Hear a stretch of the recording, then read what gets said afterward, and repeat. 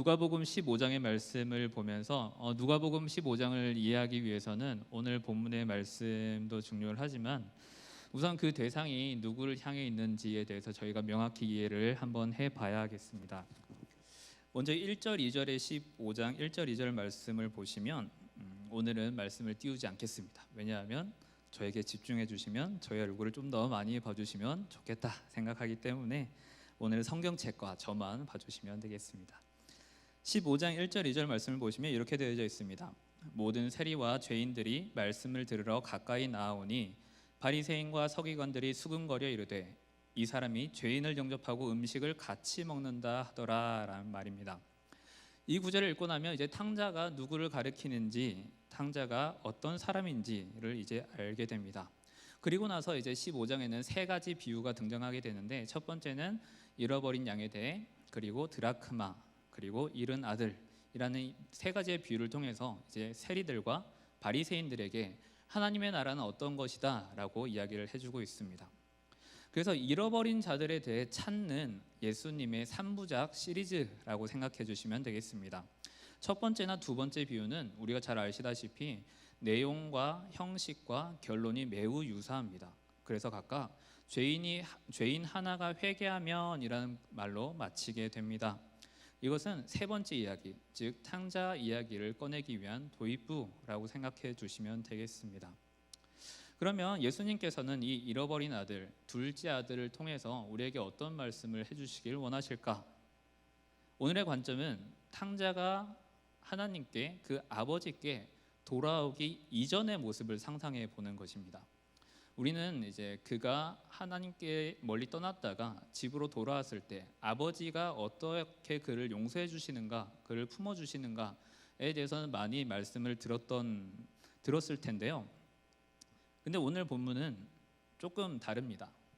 제가 말씀드리고 싶은 것은 아버지의 사랑과 용서를 말씀드리기보다 이 아들이 떠난 그곳에서 어떻게 자신의 마음을 먹고 돌이켰는가, 그것에 대해 말씀을 드리고자 합니다. 왜냐하면 하나님께 용서를 받기 위해서 우리는 거저 가만히 있는다고 용서를 받는 것이 아니기 때문입니다. 어떻게 해야 우리가 용서를 받을 수 있을까요?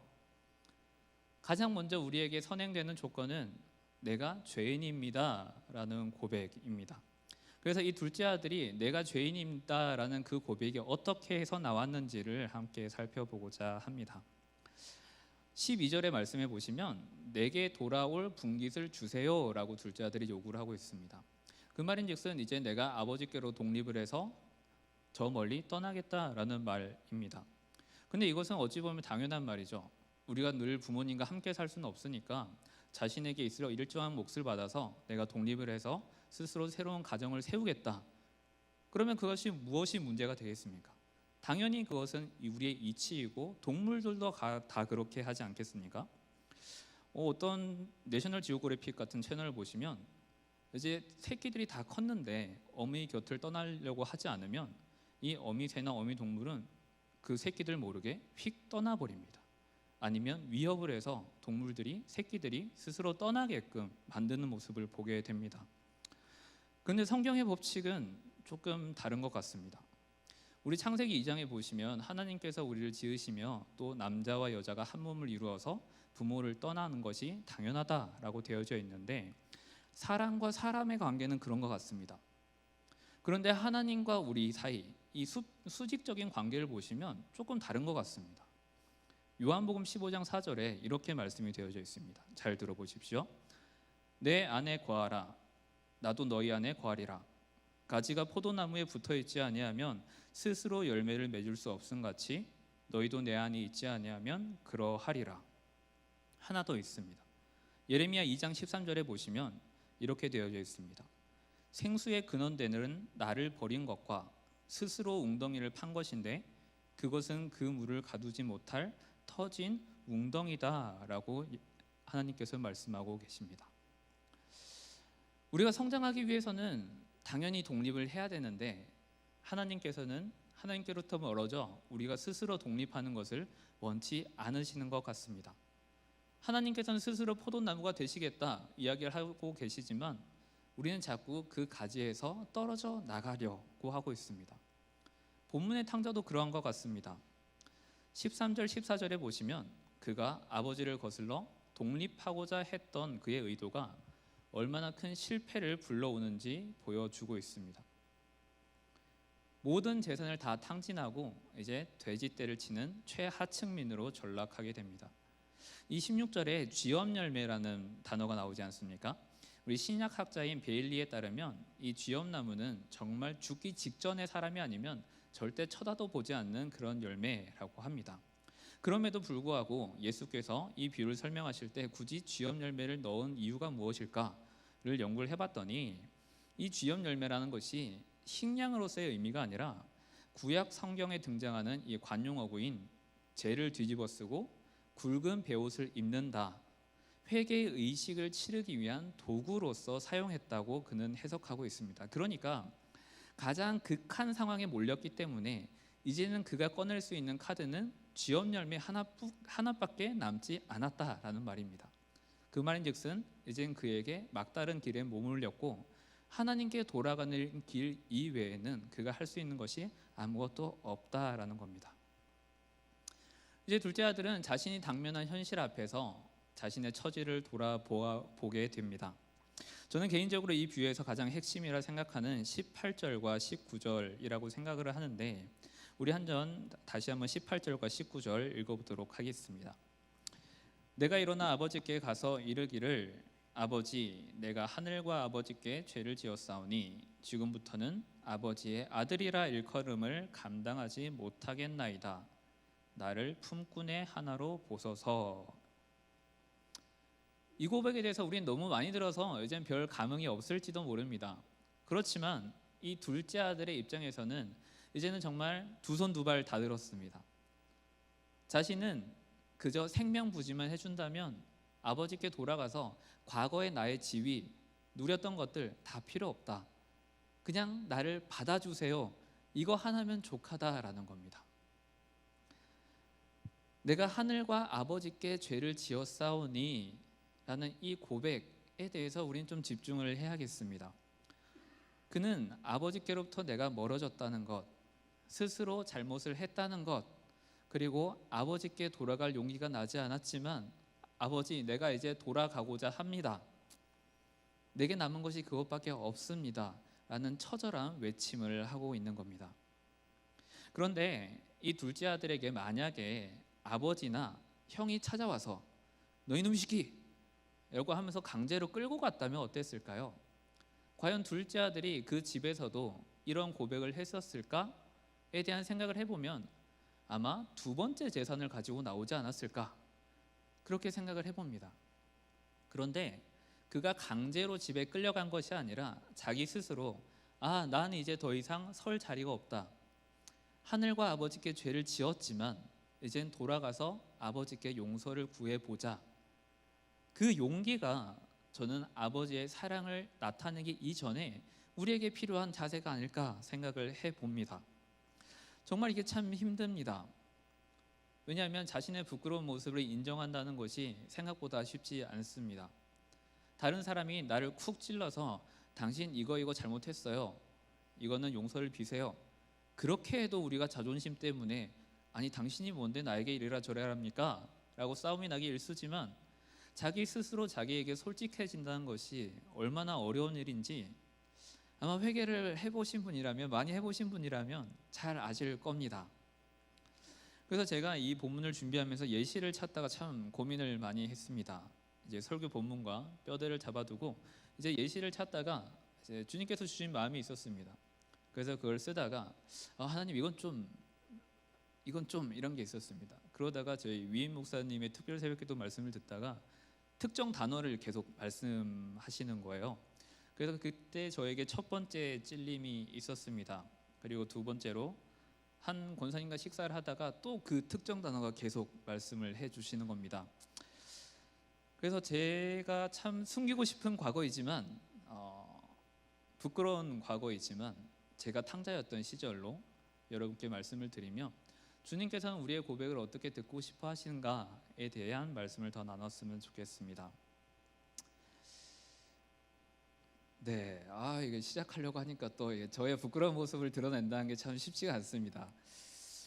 저는 이남 이녀 중 이제 사형제 중 막내로 태어났습니다. 저희 가족들은 참 하나님께서 지혜를 많이 주셨습니다. 그래서 저희 위로 형제들이 참 다 전문직으로서 그 지혜를 참 많이 주신 그 달란트대로 살아가고 있는데, 저도 비록 말째였지만 성적이 그렇게 나쁘지는 않았습니다. 이제 뭐 경시 대회 이런 것들도 다 나가고 교내 장학금을 받으면서 수업료도 냈던 적이 아마 없었을 텐데요.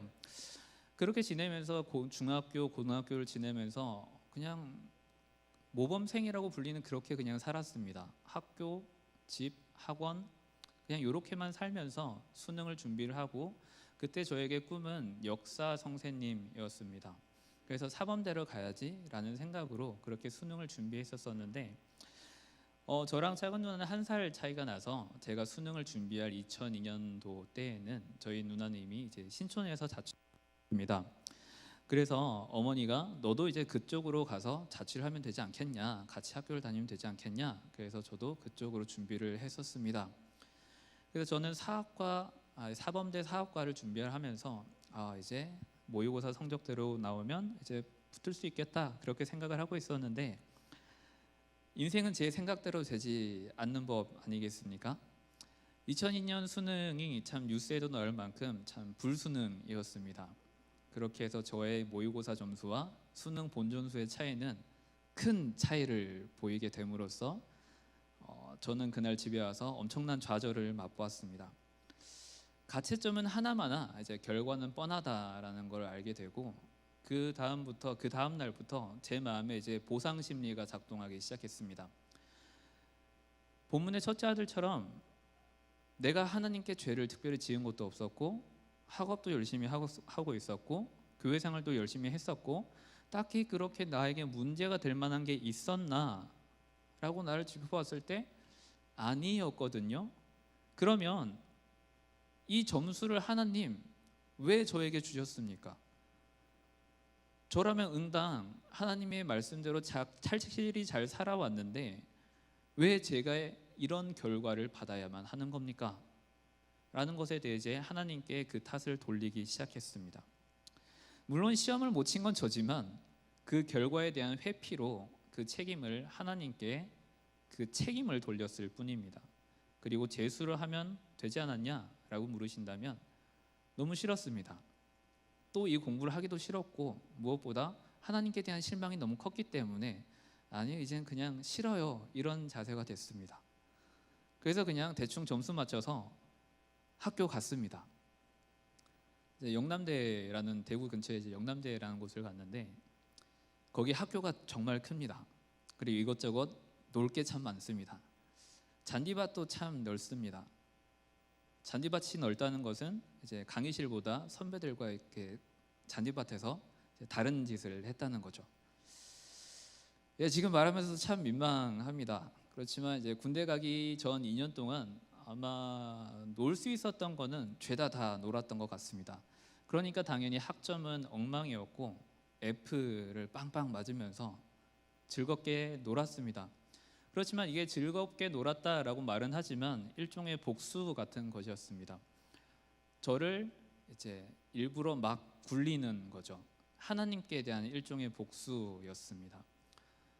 하나님께서는 응당 저의 기도를 들어주실 줄 알았고 제가 가고자 했던 진로를 허락해 주실 줄 알았지만 정반대로 저를 그런 상황에 놓으셨다는 것에 대해 하나님께 더 이상 기도할 이유도 없었고, 교회를 가더라도 몸은 가지만, 왜냐하면 가야지만 용돈을 받았기 때문에 가긴 했지만 정신은 오로지 오늘은 또 친구들 만나서 뭘 할까, 그런 생각밖에 없었습니다. 그러다가 군대를 갔는데 정경으로 제 인생에서 가장 큰 변곡점을 맞는 날이 왔습니다. 이제 2006년도에 이제 평택에 미군 기지 시위가 되게 크게 있었는데요. 그때 이제 전국에 있던 전의경들이 다 모였습니다. 시위가 정말 컸었는데 그때 저희 중대도 이제 전투를 하다가 많이 다쳐서 저희가 전체 이제 송파구에 있는 경찰병원에 다 입원을 하게 됐습니다. 거기서 제가 누워 있는데 어머니가 문병을 오셨습니다. 대구에서 오셨는데 한 5분 있다 가셨습니다.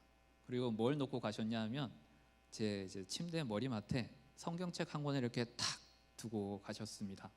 그러면서 한마디를 던지셨는데, 너희 성경책 본 지 오래됐지? 딱 이 문장을 두시고 다시 댁으로 가버리셨습니다. 참, 네, 그런 분이십니다. 그런데 제가 그때 허리를 다쳤기 때문에 누워있는 거 외에는 딱히 할 수 있는 게 많이 없었습니다. 그런데 제 머리맡에 성경책이 있다는 게 참 신경이 쓰였습니다. 왜냐하면 성경책이라는 의미를 알고 있지 않습니까? 그런데 그 거룩한 것이 내 머리맡에 있다는 것에 대해 참 치워버리고 싶은 느낌이었습니다. 그런데 그날 밤이었나 그 다음날 밤이었나 그쯤이었습니다. 제가 이제 잠이 들었는데 제 병실에 누가 뚜벅뚜벅 들어와서 제 얼굴 앞에 종이 한 장을 이렇게 들이미는 것 같은 느낌을 받았습니다. 뒷면은 백지였는데 앞면은 완전히 검게 칠해진 종이였습니다. 그리고 그 종이를 들고 있던 누군가가 이렇게 외치는 것 같았습니다. 이 종이를 가리키면서 이게 너다 라고 말하는 것 같았습니다. 그 말에 저는 번뜩 일어나서 허리가 아팠지만 그것은 개의치 않고 그냥 무릎을 꿇고 그때부터 회개를 하기 시작했습니다. 곰곰이 생각해보면 제가 그때 수능을 망치고 나서 그 현실과 대면할 용기가 없었습니다. 그리고 그때 제 스스로를 내가 부족했구나 라고 생각한 것이 아니라 하나님 제게 왜 이러십니까? 라고 하나님을 탓했던 것이 생각나면서 하나님 이래도 날 사랑하실 겁니까? 라며 제 몸을 함부로 굴렸던 것, 그리고 시간을 그렇게 날렸던 것들에 대해 제 스스로도 아마 이렇게 생각을 했었던 것 같습니다. 내가 지금 다시 하나님께 용서를 빌기에는 너무 멀리 왔을까? 이젠 좀 돌아가기 힘들겠지? 그냥 과거로 덮어버리자 라고 생각하고 점점 약해지던 마음에 하나님께 돌아갈 용기가 없었던 것 같습니다. 그랬더니 하나님께서는 저에게 이제 병원이라는 상황을 통해서 저를 분리시키셨고 저를 회개시키시면서 누워있는 동안 제가 할 수 있는 것은 성경을 읽는 것밖에 없었기 때문에 그렇게 성경을 쭉 읽으시면서 저의 과거에 대해서 계속 회개를 하는 시간들을 가지게 되었습니다. 그때 회개를 하면서 제 이름이 노아지 않습니까? 저의 의지와 상관없이 어머니의 서원으로 태어나긴 했지만 제가 어릴 때는 한때는 목사님이 돼야지 생각했던 적이 있었습니다. 그런데 이제 나이가 좀 드니까 나는 역사를 좋아하니까 성세님을 해야겠다라고 했었는데 그때 제 모습을 이렇게 주마등처럼 쭉 보여주시면서 이제 다시 그러면 제대를 하면 하나님께 나의 길을 맡겨야겠다라고 결심을 했습니다. 이때가 저에게 있어서 가장 큰 인생의 변곡점이었습니다. 하나님 안녕히 계세요 빠이빠이 했다가 주님 제가 죄인입니다 라고 고개를 숙이고 돌아오기까지 2002년 말부터 2007년 말까지 참 오래 걸렸습니다. 그럼에도 불구하고 하나님께서 저를 버리지 않으시고 기다리셨다는 것, 그리고 제가 용서를 해주십시오 라는 그 말이 차마 나오질 않는데, 왜냐하면 저의 부끄러운 모습을 아니까 하나님 그럼에도 저를 받아주실 것입니까? 라는 그 질문에 대해 끄떡이시는 것 같았거든요. 그래서 저는 그 말에 저의 기도와 예수님의 비록 아무 말씀도 없으셨지만 끄덕인 것 같은 그 제스처에 모든 것이 녹아내리고 말았습니다. 혹시나 주변에 저 같은 과정에 계신 분들이 많으시죠. 신방하다 보면 이제 자녀분들 문제, 그리고 남편 아니면 이제 자녀, 이렇게 친척 이런 분들에 대한 이야기를 많이 해주십니다. 그러면 저는 이제 말하시는 분의 속도 모른 채 괜찮습니다 라고 말씀을 드립니다. 그 이유는 제가 그 어둠의 터널을 한번 지나와 보니까 분명히 하나님께서는 그들을 지으신 목적이 있으시고 그들 향한 계획이 있으신데 아마 그 사람들은 그렇게 하지 않으면 하나님을 찾지 않기 때문이 아닐까라고 생각을 했습니다. 그래서 제가 아까 둘째 아들이 만약에 아버지와 첫째 형이 와서 억지로 데리고 갔었으면 아마 그는 다시 집을 나가지 않았을까라고 추측을 해보는 것도 아마 이런 이유이기 때문입니다. 참 힘든 시간일 텐데 그럼에도 우리가 소망을 가질 수 있는 것은 시편 126편에 기록되어 있는 것으로 우리가 눈물로 기도의 씨를 뿌릴 때 반드시 기쁨으로 거두게 하시기에 하실 것이기 때문입니다. 반드시 기쁨으로 거두게 하신다는 것, 비록 미래의 일이지만 우리는 과거의 하나님을 알고 있고 과거의 하나님을 믿기 때문에 현재도 나와 함께 하시고 미래에도 나와 함께 하실 그 하나님을 믿습니다. 그렇기 때문에 우리는 하나님께 다시 간구할 수 있을 것 같습니다. 그 누군가를 위해서 기도하실 때 반드시 기쁨으로 거두게 하실 것입니다. 그 하나님의 때를 소망으로 붙잡으셨으면 좋겠습니다. 저에게 있어서 두 번째 변곡점은 이제 교만에 대한 회개였습니다. 제가 이제 신학교로 바로 들어가서 이제 1학년부터 다시 시작을 하는데 아침 7시면 도서관에 가서 이제 잠언 필사를 1시간 동안 했습니다. 왜냐하면 그때 기도하기로는 하나님, 제가 늦게 시작했으니까 다른 일을 따라잡아야 할 텐데 시간도 그리고 다 부족하니까 우선은 여호와를 경외하는 것이 지혜의 근본이다 라는 잠언 1장 7절의 말씀으로 주님, 제가 잠언만 붙잡겠습니다. 저에게 지혜 좀 주십시오 라고 기도하면서 그렇게 시작했습니다. 그렇게 2년을 공부하면서 2년 동안 이제 매학기 장학금도 받고 학부생인데도 조교로 뽑아주셔서 참 교수님과 좋은 관계를 맺을 수 있었는데, 잘 나갈 때 조심하라는 말 있지 않습니까? 그럼 또 여지없이 또 이제 교만의 때가 찾아옵니다. 이제 3학년 1학기 이제 실천신학 개론이라는 수업이 있었습니다. 황금봉 교수님이라는 분이 계셨는데 절대 잊을 수가 없는 분입니다. 중간고사 기간이었는데 제 시험 예상 문제를 쫙 다 외워서 이제 시험을 치러 들어갔습니다. 그 시험지를 딱 받고 교수님이 앞에 문제를 써주시지 않습니까? 그럼 이제 1번을 딱 적고 적으려고 하는데 제 인생에서 가장 찝찝한 경험이었습니다. 순간 제 머릿속에 안개로 가득 차는 느낌이 들었습니다. 그리고 제 눈에 뭔가 렌즈가 끼인 것처럼 뿌옇게 변하면서 앞이 아무것도 보이지 않게 되었습니다. 너무 깜짝 놀랐습니다. 그리고 고개를 젖히고 눈을 비비고 왜 이러지? 라고 했다가 그래도 내 머리는 그대로 돌아오지 않고 저는 시험지에 아무것도 적을 수가 없었습니다. 그리고 1시간 시간이 지나고 전 그렇게 나와서 곧장 회개를 했습니다.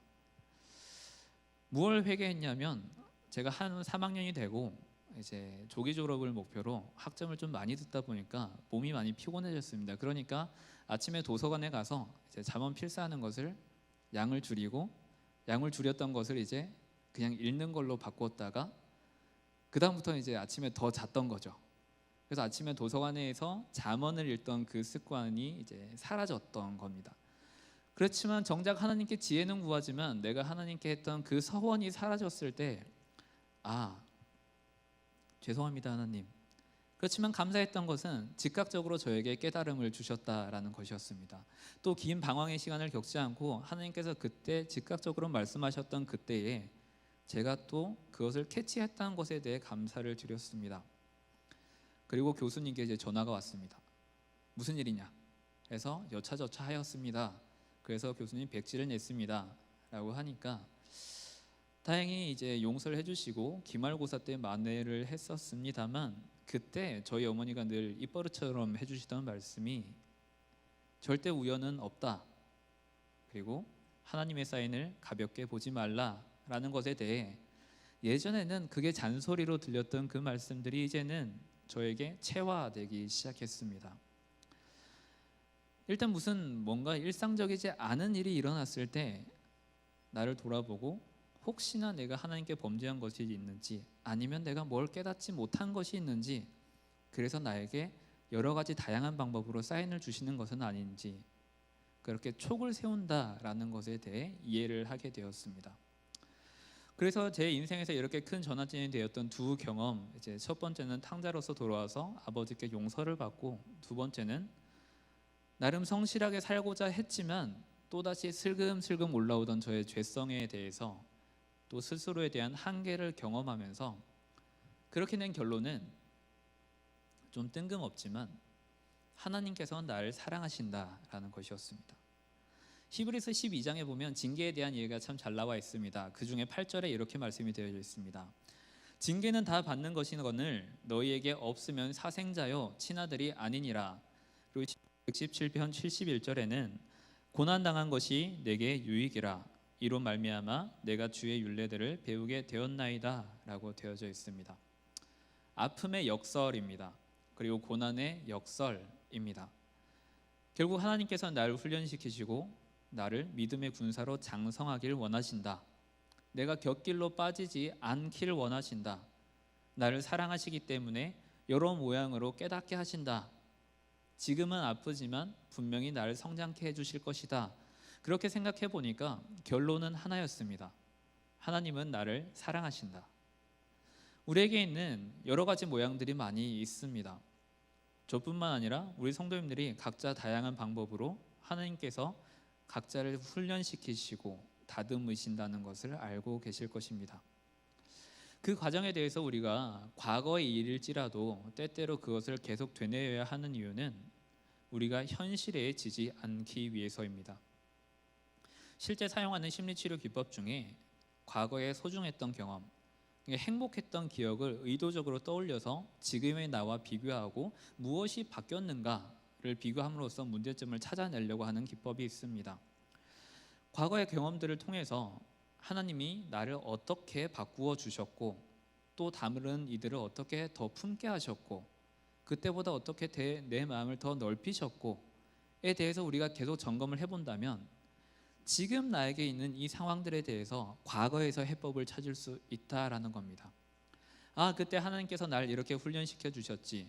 그때 참 나 같은 이 탕자 같은 사람도 하나님께서 용서해 주셨는데, 사랑해 주셨는데, 그러면 지금 내가 품고 있는 이 문제와 관계 어려움들에 대해서 다시 한번 정립을 해볼 수 있을 겁니다. 그러면 하나님께서 지금 나에게 무엇을 원하고 계시는가? 하나님께서는 이 상황을 통해서 내가 어떤 것을 깨닫기를 원하시는가? 나는 또다시 탕자가 될 것인가? 아니면 아버지의 뜻을 발견하기 위해 몸부림칠 것인가에 대해 우리는 좀 더 노력할 수 있을 것입니다. 우리를 더 넓은 그릇으로 만드시기를 원하시는 주님의 신실하심을 바라보셨으면 좋겠습니다. 우리는 훈련이 끊이지를 않습니다. 그래서 참 하나님 이만하면 되지 않습니까? 라는 기도가 나올 때 그 기도는 잘 안 들어주시는 것 같습니다. 아마 우리가 죽을 때까지 상화의 과정을 밟아야 하니까 그런 것 같습니다. 그렇지만 감사한 것은 과거에는 우리가 이만큼 잘못했더라면 그 과거의 깊이가, 잘못의 깊이가 점점 얕아지는 것 같고, 과거에는 나의 잘못의 주기가 일주일이었다면 이제는 한 달이 되고 이제는 1년이 되고 점점 길어진다는 것이, 아, 우리가 조금씩 하나님을 닮아가고 있구나, 하나님의 마음을 조금씩이나마 깨닫고 있구나 라는 것을 과거의 나와 비교를 해보신다면 또, 아, 내가 이만큼 성장하였구나, 주님 감사합니다 라고 고백할 수 있을 것입니다. 그 용기를 가지고 이제 우리 다음 단계인 변화될 용기에 대해서 살펴보고자 합니다. 이 변화될 용기 자체는 우리 본문에 드러나 있지는 않지만 우리 다른 구약의 인물들을 통해서 살펴보고자 합니다. 우리가 변화된다는 것에 대해서 많이 말씀을 하고 있지만 우리 예수님을 믿고 구원을 받고 주님의 모습대로, 성도의 모습대로 변화되어야 합니다 라는 설교를 참 많이 하지만 이 변화가 참 어려운 것은 우리 몸이 기본적으로 가지고 있는 항상성 때문입니다. 물론 새로운 시도를 좋아하시는 분들도 계시겠지만 우린 기본적으로 나이가 들면 들수록 변화보다는 안정을 추구하게 되죠. 그래서 변화를 그렇게 즐겨하지 않게 됩니다. 그렇지만 하나님께서는 당신의 나라를 위해서 우리를 다양한 모습으로 계속 바꾸어 가십니다. 그리고 우리가 맡았던 사역들에 대해, 이제까지 해보지 않았던 사역들에 대해 계속 우리를 노출시키십니다. 그러면 연말 되면 우리도 흔히 있지 않습니까? 이제 교육자와 우리 직분자들 사이에 창과 방패의 싸움 말입니다. 어떤 사역을 맡아주십시오 라고 전화를 하면 연결이 잘 되지 않거나 아니면 목사님 죄송해요 라는 말을 좀 많이 듣게 됩니다. 그럼에도 알겠습니다 라고 말씀해 주신 분들에 대해서는 너무 감사한 것은 이 변화가 쉽지 않다는 것에 대해, 아직 젊은 저도 그렇지만 또 새로운 것을 배운 것에 대해 참 또? 라는 인상이 약간 쓰여지는데, 우리 직분자들께서는 어떠실까? 그 마음에 들면 그럼에도 불구하고 알겠다고 말씀해 주신 것에 대해 참 감사를 드립니다. 제가 이것을 무슨 비난하거나 뭐라고 말씀드리려는 게 아니라 우리가 새로운 모습으로 적응한다는 것이 그만큼 쉽지 않다는 것을 말씀드리기 위함입니다. 대표적으로 성경의 인물을 살펴보면 모세를 생각해 볼 수 있을 것입니다. 모세가 바로의 궁에서 생활한 것이 40년, 광야에서의 생활이 40년이라고 기록되어져 있습니다. 하나님께서 모세를 부르실 때 그가 바로 알겠습니다 라고 하지 않았죠. 그가 바로의 궁에서 나와서 광야를 헤맬 때 그가 겪었던 초기 5년 이내의 생활이 어땠을지 한번 상상해 보셨습니까? 자신의 말 한마디면 모든 것이 이루어지던 왕대의 생활, 눈앞에 무엇이든 자기 마음대로 할 수 있었던 것들에 대해 꿈같은 생활은 사라지고 이젠 척박한 땅에서 손에 더러운 것을 묻혀가며 노동을 하고 있던 그 모습을 보며 처음에는 한탄하고 한숨 짓다가 점점 포기하고 이젠 체념한 듯이 그렇게 살아가는 인생이 40년째. 그리고 하나님께서 부르셨을 때 그가 쉽게 알겠습니다 라고 대답할 수 있었을까요? 요셉을 생각해 보면 그가 특정한 잘못을 저지르지 않았음에도 불구하고 노예로 팔려갔습니다. 보디발의 아내에게 억울한 누명을 쓰고 감옥에 갇혔을 때 아마 그 역시 과거를 회상하면서 내가 왜 이런 일을 겪어야 하는가, 내가 무슨 잘못을 저질렀는가에 대해 따져 묻지 않았겠습니까? 그가 관원들의 꿈을 해석해주며 포도주를 맡은 관원이 복직되었을 때 나를 기억해달라라고 이야기를 합니다. 그렇지만 또다시 기약 없이 갇혀있을 때를 상상해 봅니다. 사도 바울은 어땠습니까? 그가 다메섹 도상에서 예수님의 현현을 만났을 때 그가 예수님을 믿겠다라고 결심했지만 그 불가능한 기적 체험을 하고 나서 바로 사도로서 활동을 했습니까? 그렇지 않았죠. 신약학자인 F.F. 브루스는 그가 아라비아에서 3년, 다소에서의 칩것까지 생각한다면 그가 재탄생하기까지 무려 10년 이상의 시간이 필요했다라고 말하고 있습니다. 그러면 이 모세, 요셉, 그리고 바울 이 세 가지 인물들의 공통적인 특징이 무엇일까요? 아픔과 인고는 말할 것도 없고 자신의 본 모습을 내려놓는 포기의 시간이 있었다라는 겁니다.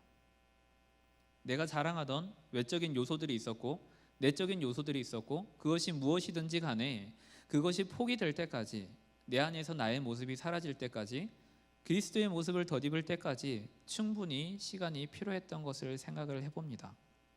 그렇기 때문에 우리가 그리스도의 모습대로 변화된다는 것, 그리스도의 모습으로 우리가 변화되길 원합니다 라고 기도는 하지만 그렇게 또 따르기가 참 쉽지 않다는 것에 대해 우리 모두 공감할 수 있을 것입니다. 제가 마지막으로 한 번 더 저의 간증을 드리면 개인적으로 역사 선생님이 되기를 원했다고 말씀드렸습니다. 저는 그래서 역사를 참 좋아합니다. 그래서 신학교로 오니까 저의 목표는 이제 그럼 고고학으로 교수가 목표가 되었습니다. 그래서 학부 때는 이제 교수님과 함께 루브르 박물관이나 대형 박물관에 가서 이제 고대 근동관에 가서 그쪽에 한동안 거주하면서 계속 공부를 하면서 보냈습니다. 그리고 고고학은 이제 언어의 싸움이기 때문에 이제 학부 때 독일어, 헬라어, 히브리어, 영어 그것은 말할 것도 없고 이제 신대원에 올라와서 이제 라틴어까지 계속 공부를 하게 됐습니다. 그래서 성서학을 전공하는 교수들과 함께 친해지면서 이제 대학원을 어떻게 갈까? 첫 번째가 독일에 있는 튜빙엔이라는 곳이 있었고 두 번째는 이제 미국의 프린스턴 대학이었습니다. 그래도 공부에는 나름 자신이 있었기 때문에 참 열심히 했었는데 지금의 저는 여기에 있습니다. 전임 전도사 시절 이제 당시 목사님께서 대단히 이걸 좋아해 주셔서 저에게 미국에 갈 수 있는 기회를 주셔서 프린스턴에 가서 이제 학교도 둘러보고 사무실도 이렇게 둘러보고 사진도 많이 찍고 그 학교에 가서 이제 생활하는 사람들의 모습을 보면서 아 나도 이제 2년이다. 토플만 딱 마치고 1년 안에 석사를 마치겠다라는 과정으로 참 열심히 했는데 집안에 문제가 좀 생기면서 저의 목표는 아쉽게 되었습니다. 그 꿈이 안 되겠구나 라고 최종적으로 안 되겠다라고 마침표를 딱 찍을 때 아마 과거의 저라면 수능 때처럼 또 내 인생이 이렇게 어긋나는 것인가? 라고 좌절했을지는 모르겠지만 그때는 하나님을 탓했지만 이번에는 좀 달랐던 것이 그럼 그 에너지를 내가 어떻게 사용할까? 라고 좀 다르게 생각했습니다. 그래서 심리학을 공부하고 목공도 배우고 자동차 경정비도 배우면서 어떤 식으로든 다른 것을 내가 다 익히자라고 생각했습니다. 그리고 우리 하늘빛 강성교회 부임하기 전에 창업을 하면서 당시 이제 저희 멘토 교수님께 교수님 제 여차 저차해서 이제 창업을 하고 사업자 등록증을 냈습니다라고 하니까 정말 혼났습니다. 제정신이냐라는 표현보다는 정말 이제 막말을 하셨거든요. 그렇지만 어쩔 수 없었습니다. 이미 창업은 했었고 저의 그 길은 멀어졌기 때문입니다. 그거 하려고 공부했냐라는 말이 참 제 마음속에 지금도 깊숙이 들어와 있습니다. 그런데 물론 지금 말을 하고 있는 지금도 참 많이 아쉽습니다. 그때 내가 좀 갈 수 있었으면 좀 더 공부를 많이 할 수 있었을까?